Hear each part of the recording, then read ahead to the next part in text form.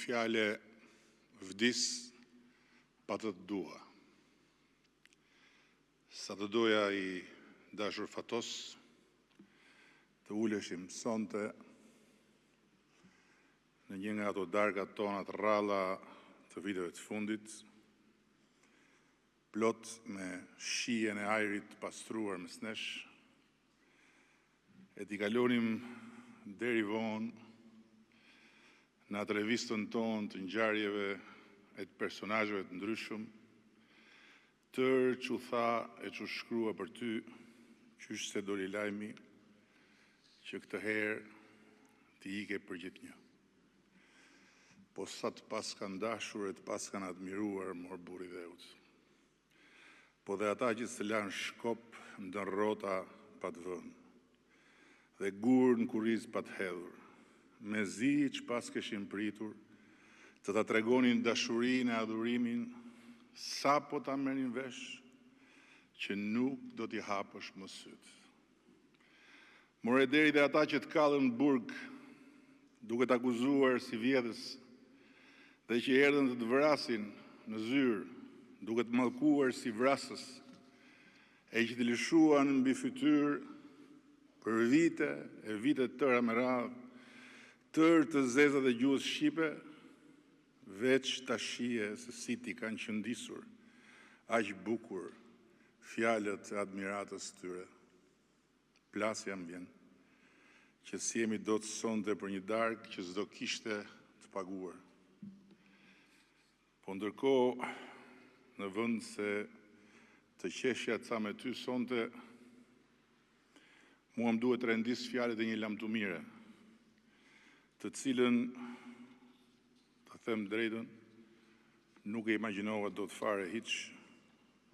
as pasi miku ynë Solis më shkroi me keqardhje të madhe se kishe hyrë në një koma irreversibile. Mendova atë çast vetëm gruan tënde të pahepur, Gjojin, që do të vazhdonte të rrinte te koka edhe për kush e di se sa vjet të tjerë, si një roje besnike e gjumit tënd pambarimt. Por të betohem, as fare nuk të mendova ty, as se si jo, të shtrirë në një arkmort për të ikur me të vërtet nga kjo jetë, të cilën e deshe dhe jetove, duke ja marrë sa mundet të tëra orët e voglat natës, e duke ja pirë gotat e fatit me fund, ashtu si vinin, dhe duke ja tymosur kapituit me poat ëndje, qoftë kur ngjiteshen maj, e qoftë kur preke fundin, apo kur tërhiqesh e bënjan. Po ja që erdhi befasisht për mua kjo ditë zije dhe mëra puna e vështirë e të parës lamtumir, që kryetari i familjes më të madhe politikës shqiptarëve i jep jo thjesht një paraardhësi, por të parit kryetar themeluesit të familjes sonë.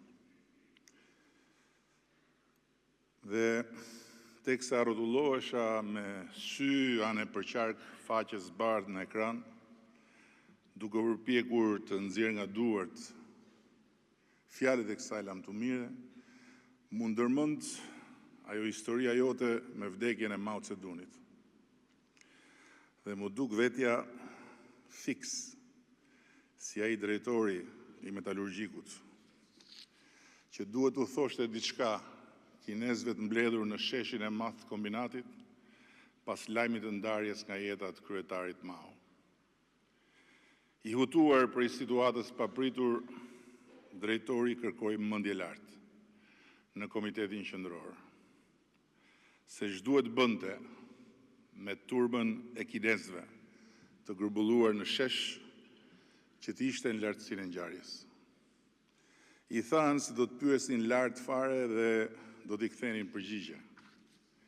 Por kur përgjigja po vononte dhe kinezët nuk luanin vendit, i shkreti drejtori ra përsëri telefonit në kërkim të orientimit nga lart. Na thoni ç'të bëjmë, tha se nuk pret puna. Përgjigja që mori ishte çarmatose. Orientim nga lart fare nuk ka, kështu që bëni siç keni bërë herë të tjera.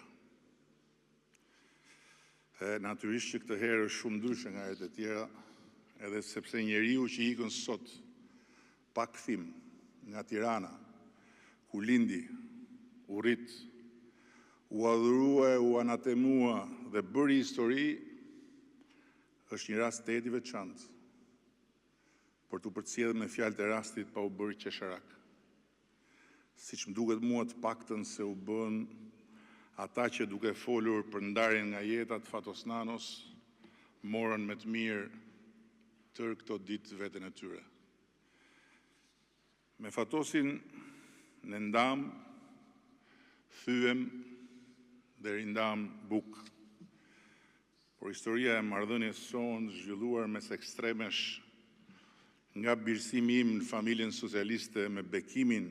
e tij, deri tek vrasja e babait për marrjen e skeptrit të tij, nuk ka vend këtu në këtë eulogji. Ose jo, ka vend vetëm për një fakt. Nëse jam unë sot zëdhënësi i idhërimit krejt familjes madhe socialiste, kjo lidhet padyshim me intuitën dhe me guximin e kryetarit themelues për të mëftuar dhe dhënë vend në odën e shtëpisë sonë politike, duke thyer aso kohë një mur të madh ndarës me shoqërinë e kohës, kur shtëpia e socialistëve nuk që aerosur ende plotësisht nga era e shkuarës. E kam pyetur veten në kohë të ndryshme nëse Fatos Nano e deshi apo jo barrën e kryetarit Partisë Socialiste. E nëse vërtet e mori përsipër, apo ajo i ra mbi shpatulla, me të tërë vlerësinë e faktit kryer ato ditë e net, kur armata e shpartalluar komuniste kryente funeralin e Partisë Punës në mes shkretirës me flamurin e rreckosur të diktaturës proletariatit në gjysmë shtize, dhe me moralin e rënë nën shuajt e këpucëve të shqyra nga mërshimi 45 vjeçar drejt horizontit kuq, që vetëm largohej, derisa u zhduk në gurmazin e konsumuar të komunizmit, i cili tamam në sallën e madhe të këtij pallati kongresesh, nxirrte thirrjet e fundit për luftë me tërë planetin, teksa era e papërmbajtshme e ndryshimit që frynte e përplasej mbi kongresmenët, e kthente vajtimin e egërsh dhe dëshpërimit tyre në një fishkëllim, sa qjerse, aq edhe qesharake, kur nga foltoria shpallej dorëzimi përpara realitetit. I gjendur aty, mes fytyrave verdhacuke të udhëheqësve, gjemi mbytur nga ardhja e qametit dhe sekretarëve lëkurreshkur nga dielli i ara fabrika kantiereve, qorri, siç e quanin shokët dhe e quanin mes nesh, më duket gjithgjë si protagonist dhe si peng njëkohësisht. Fytyra e dy kumtimit e kuadrit të ri të partisë, që punonte në Institutin e Marksizëm-Leninizmit dhe e profesorit Garip të ekonomikut, që tregonte barsaleta tallse për regjimin duke pirë raki dhe që luante Beatlesat dhe Rolling Stonesat me kitarën e tij. Nuk e kam dyshuar asnjëherë që pikërisht profili i tij jo skematik i dha Fatos Nanos me hirin e pahirit skeptrit e të majtës porsalindur pas varrimit të Partisë Punës. Por besoj se vetë uljegritjet e forta të rrugtimit të tij politik, përtej forcës përcaktuese të ngjarjeve, deri dhe të rënda fare ishin pasqyrë e pikërisht një dyzimi të thellë mes protagonistit të madh dhe pengut një detyre, prej të cilës ai tentonte të arratisej sa herë që t'i jepej mundësia. Por ama që pikërisht ai dyzim, pjellë e natyrës tij jo dogmatike dhe as pak sistematike, i kombinuar me burgosjen absurde, e cila ekspozoi të gjithë dogmatizmin primitiv të pekmarsve, jo vetëm të Fatosit, por të vetë Lëvizjes Demokratike, që u bë fati i Partisë Socialiste, dhe bekoi Fatos Nanon si lider të pak konkurrueshëm të socialistëve, duke i dhënë Partisë Socialiste një frymarrje të re, dhe një perspektivë reale për të kthyer në forcë dominante e politikës shqiptare. Pas sakrificën e tij të imponuar, socialistët do të kishin pasur një fat më pak bujar, por dhe vetë Fatosi i pat sakrificë të imponuar mbase nuk do të ishte bërë një lider aq gjatë në një kohë trazirash e ngatresash jashtë e brenda partisë, ku leadershipi i tij ishte shumë më tepër frym se sa prezencë, shumë më tepër hapësirë se sa kohë, shumë më tepër improvizim se sa programim, e ku natyra e atij leadershipi së bashku me rikthimet e bujshme të kryetarit pas arratisjeve të tij përbën një material historik dhe sociopolitik me një vlerë të jashtëzakonshme. Për çdo që një ditë do të marrë përsipër ta zbërthejë vërtetësisht dhe jo ta mbërthejë hipokrizisht rolin vendimtar të Fatos Nanos, jo vetëm mbi atë që ishte në drejtimin e tij, po dhe për atë që u bë më pas Partia Socialiste. Në selinë e partisë që ai udhëhoqi, qëndron një foto, tani më e mirënjohur e tij, e cila për mua mbetet pamja më domethënëse e Fatos Nanos fill pas daljes nga burgu. Mbefason gjithnjë ndryshimi i hatashëm mes atij Fatosi dhe Fatosit prangosur para gjykatësve që e burgosën. Fatosi i gjyqit është presori i ekonomikut, që mbahet fort për sytë e popullit para burgosjes, pengi dyfisht i asaj dite kur i hodhën në kurriz barrën e madhe, që mbase nuk e deshi asnjëherë me gjithë shpirt, dhe i persekutori i tij Xhahil, që e deshi me patjetër në burg. Ndërsa Fatosi tjetër, ai i Selis, i sapo dali nga burgu, me dorën e majtë që tregon përpara dhe syt që shkëlqejnë plot xixa, është një kafshë rrallë politike, që për te të gjithave dhe pavarësisht të tërave, kanë radhën më të parë meritën e madhe që Partia Socialiste nuk lëvizi asnjë moment nga graviteti i interesit kombëtar, çka përbën sot e gjithë ditën një tabu për PS-n dhe e bën PS-n krenare për qenien e saj, një zëdhënëse, një mbrojtëse dhe një promotore e palëkundur e interesave madhore të vendit dhe të kombit shqiptar. Ndër ata që e nderuan kryetarin ton me fjalë të mëdha pas vdekjes, ishin dhe ata që e ngritën dhe ulën tradhtar. Pse takoi Slobodan Miloševićin gjatë një aktiviteti ndërkombëtar në Selanik dhe për plot të tjera që nuk ja vlejnë t'i kujtoj. Unë e kam dëgjuar prej tij bisedën me kasapin e Beogradit dhe nuk e kam idenë nëse Fatosi e ka lënë të shkruar diku. Por jo vetëm që në atë takim dhe në atë bisedë nuk ka asgjë prej tradhtari, po kur një ditë të dalin si duhet në dritë, fjalët e thëna në atë takim, si dhe takimet, bisedat dhe bashkëpunimet e Fatos Nanos me patriotët e lëvizjes kombëtare për lirinë dhe drejtat e shqiptarëve në Kosovë dhe në Maqedoni, atëherë askush nuk do të mund të vërë ndyshim se kontributi patriotik i kryetarit themelues partisë sonë për shlirimin e Kosovës dhe për nënshkrimin e marrëveshjes Ohrit e rendit Fatos Nanon në rreshtat e nderit të historisë së Shqipërisë.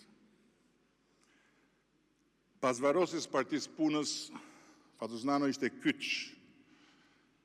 në kalimin e shkretirës për socialistëve dhe në bashkimin e tyre me botën demokratike. E kam kujtuar dje gëzimin e tij pas takimit po në sallën e madhe bashkëngjitur, ku lajmëroi pranimin e Partisë Socialiste në Internacionalin Socialiste si një familje idesh progresiste të kohës së re. Si dita e diplomës kjo sot, në ta duke qeshur. Në krye të qeverisë vendit, ati ju desh drejtonte daljen e popullit nga shkretira e piramidave dhe rifillimin e shtetëndërtimit nga zeroja. Pas katrahurës rrafshuese të vitit 97, duke u përballur me një opozitë primitive, hakmarrëse, destruktive, deri në sulmet armatosura ndaj institucioneve dhe ndaj tij, personalisht, fizikisht. Gjithsesi, kjo nuk është dita për të shkruar historinë e Fatos Nanos, po dita për t'i dhënë atij lam të mirën. I dashur Fatos, do të më mungojnë darkat e rradha miqësore,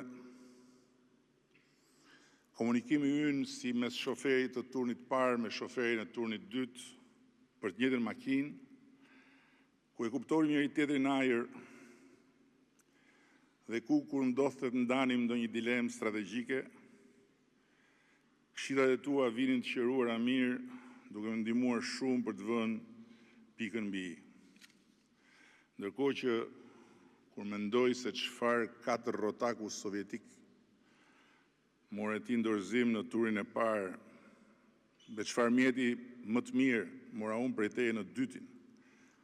për ta kthyer Partinë Socialiste në brandin e shpejtësisë për Shqipërinë Evropiane që është sot, më vjen krejt natyrshëm të mos të them lam të mirë, po thjesht mos vdek shkur Fatos Nano.